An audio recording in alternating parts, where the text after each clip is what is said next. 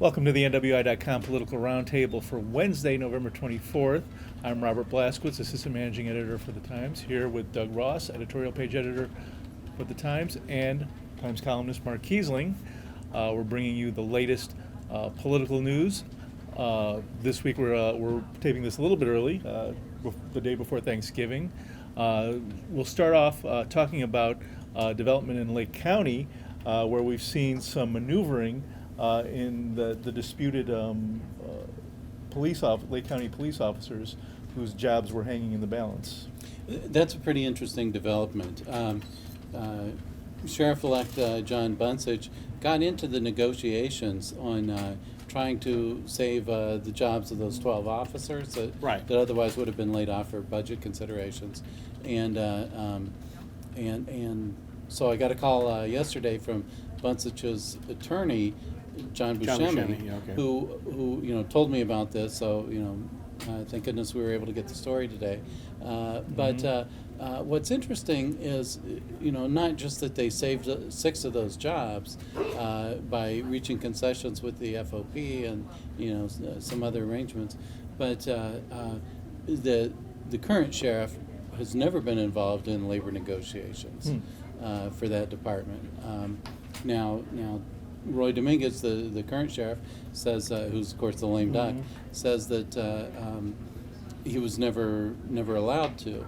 That some deal was cut before he took office that kept him out of that, and then for the sheriff-elect to come back into them adds a pretty interesting dynamic in the feud between Bunsich and Dominguez. Well, there's definitely a feud between Bunsich and Dominguez, and I had lunch with John Bunsich on Monday, and we talked a little bit about the situation with the 12 police officers. And he's actually hopeful that he can save all 12 jobs.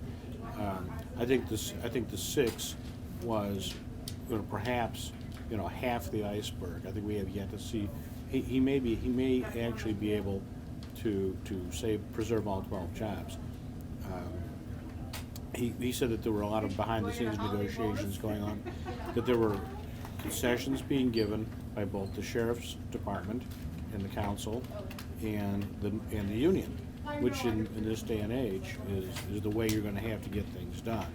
Because without both sides willing to concede a bit, you're not going to be able to save these type of jobs. Right. So it's going to be interesting to see how what other things come out with Bunsich and Dominguez and the dynamic there. Well, we saw that earlier where Bunsich weighed in on the Winfield situation early on. Yeah.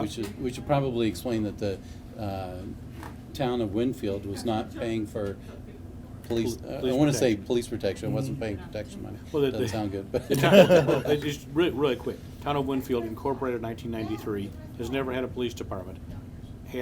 Before incorporation was, of course, patrolled by the sheriff's department and has been patrolled by the sheriff's department since. Dominguez said, well, look, we can't afford to do this anymore. We want $100,000 from the town of Winfield. When I talked to Bunsich on Monday, he said that he has been talking to some of the people in Winfield, and he thinks he's also reached some type of compromise there where the sheriff's department will continue to patrol Winfield. They will not have to hire their own police department. And there will be adequate. He phrased it to me as adequate compensation to the county. So it'll be interesting. He didn't talk about $100,000. He talked about adequate compensation. So there may have been a little bit of negotiation there as well. I wouldn't be surprised. Well, I mean, Dominguez was pretty flat out. We want $100,000, or we're going to stop police protection.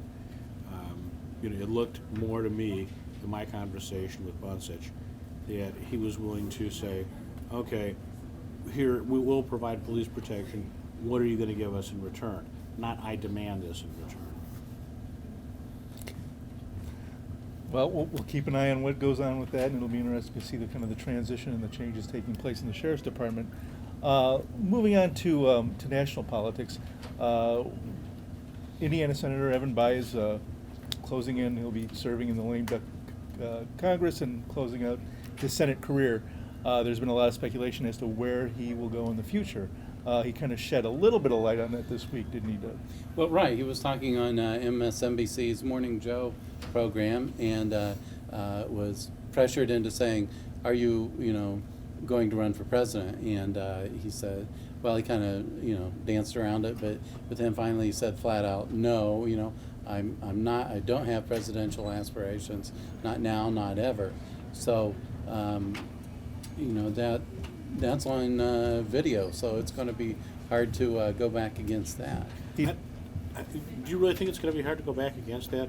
Because I think the general population is going to see if he was, under some pressure by MSNBC to come up with an answer off the cuff, and he, made this statement that he could probably go back. I think he could probably go back on that. I believe that Barack Obama told Tim Russert that he wasn't running in 2008 either. Yeah, and it's he's president. He's sitting in the White House now. So, would it be the first time a politician has told us he is not going to run for office, and then turned around and said, I've been doing some soul searching, and I really think that I'm the best candidate for the office. What's interesting is what dynamic that brings to the governor's race, because here's the scenario. Bayh would make an easier jump from the governor's office to the White House than from the Senate to the White House, which would be one reason maybe that he decided to run for governor. Sure, we've seen any number of governors become presidents. I mean, okay, so we do have a president Carter, who made that leap currently, but current governor Mitch Daniels, he cannot run again due to term limits. So if there's an open seat there. But the current president was not a governor. No, he wasn't. Exactly, but I mean, he made the leap from the Senate to. He did. But it's a lot easier to make it from the governor's office, because then you've shown that you have executive George W. Bush, Bill Clinton, Jimmy Carter. Right, on and on. Ronald Reagan was a governor as well, so there's a history there. Bayh also has a lot of money left in his campaign fund, doesn't he? He sure does. I got to imagine he's doing millions. something with that. Mm-hmm.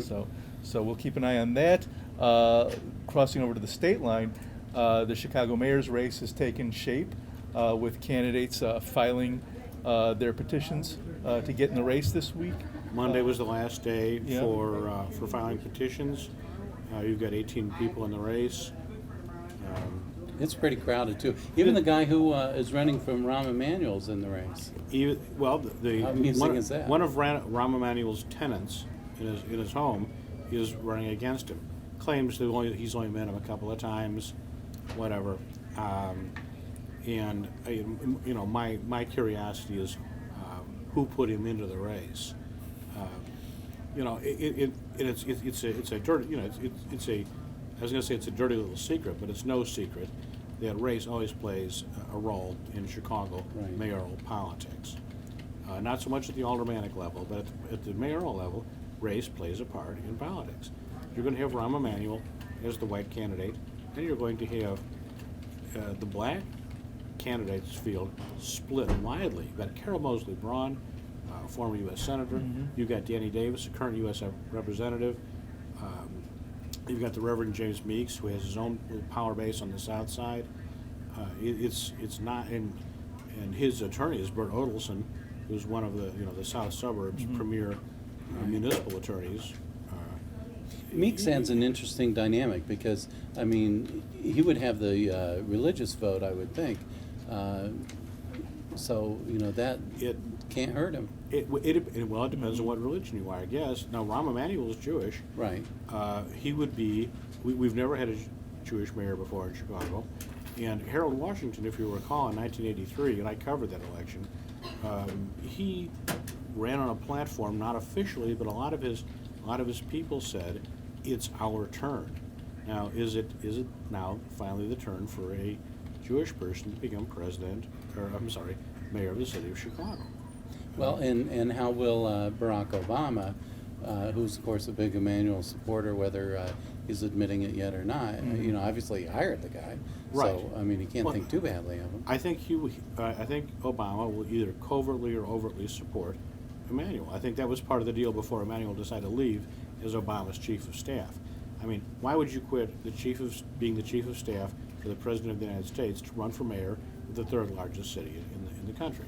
Well, one of the reasons is because you got the assurance from your boss, the chief executive of the country, that he is going to do all he can, either out in front or behind the scenes, to help you.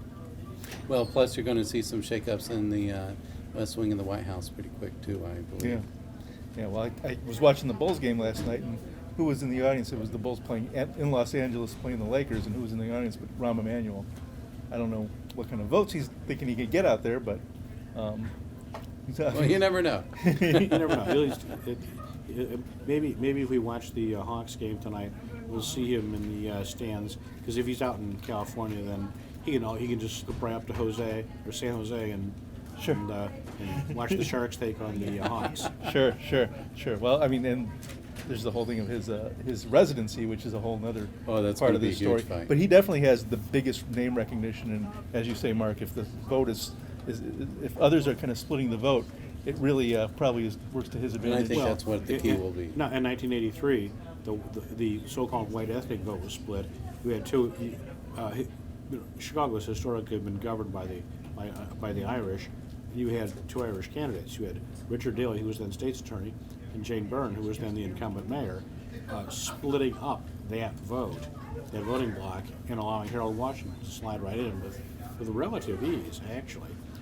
Then, what was interesting was that Washington took on a Republican candidate, Bernie Epton, who was Jewish, and who was able to get a lot of support from people who just did not want to see Harold Washington be mayor. And Bernie Epton, frankly, got support from people that he was not comfortable getting support from, but wouldn't say so because he wanted their vote. Yeah. Right.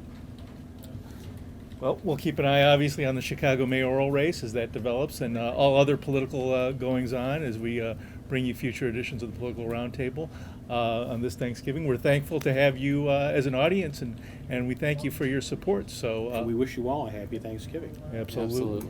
So thank you, Doug, Mark. Happy Thanksgiving to both of you, And to you, Robert. and we will see you next week.